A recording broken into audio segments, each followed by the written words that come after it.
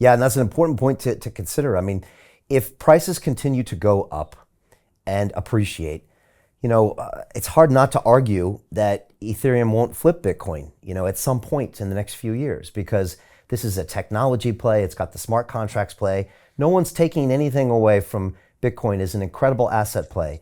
It's digital gold, Kaiser, yuan, it's all good.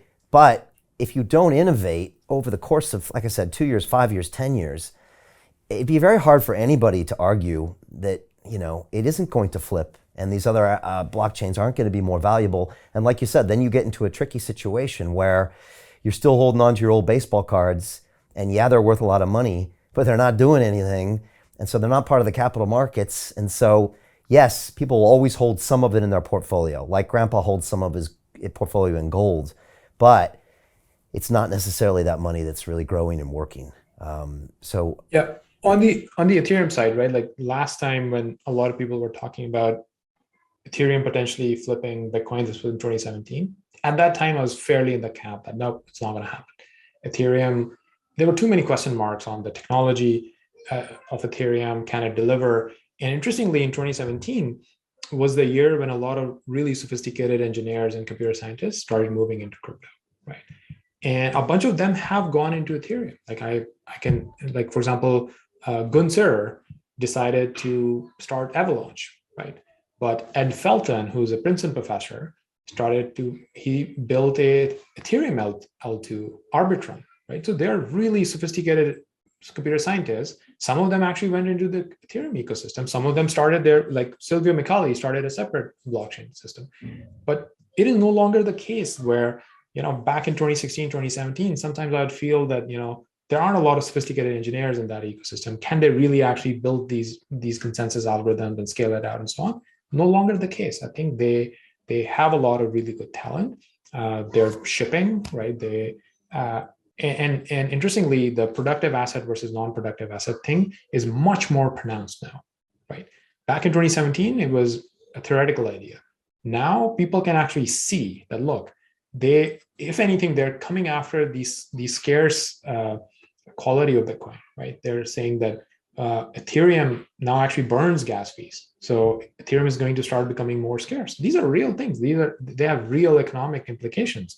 If there is a lot of demand for Ethereum and the supply of Ethereum is going down, you can just do basic supply and demand calculation to be like, no, this thing might actually become more valuable, right? I think I'm at that point now where I don't think I would take the bet that Ethereum would flip Bitcoin, but I am definitely at a place where it's a possibility, right?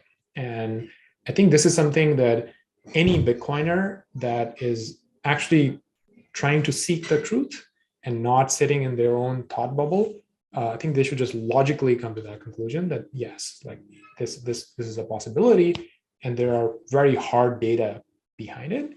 And in many ways, I feel like sometimes the Bitcoin community would have a very negative reaction to this idea of you need to innovate, because they take it to mean that we need to change Bitcoin. And I think that is something that I want to make very clear, that I've spent enough time in the Bitcoin community to know that that's never going to fly. Like people are not going to start messing around with Bitcoin and trying to change that. B, it's actually not a very good technical thing to do anyway. Bitcoin is elegant as a simple base layer. So whenever I say that you need to innovate, I'm asking for zero changes from Bitcoin. Like you need to do nothing different at the Bitcoin layer. What I'm talking about is more things like Lightning, right? Lightning has a ton of support in the Bitcoin ecosystem because they think that Lightning doesn't require changes to Bitcoin. Lightning just adds more value to Bitcoin. More things like Lightning, more use cases, more applications, more developers.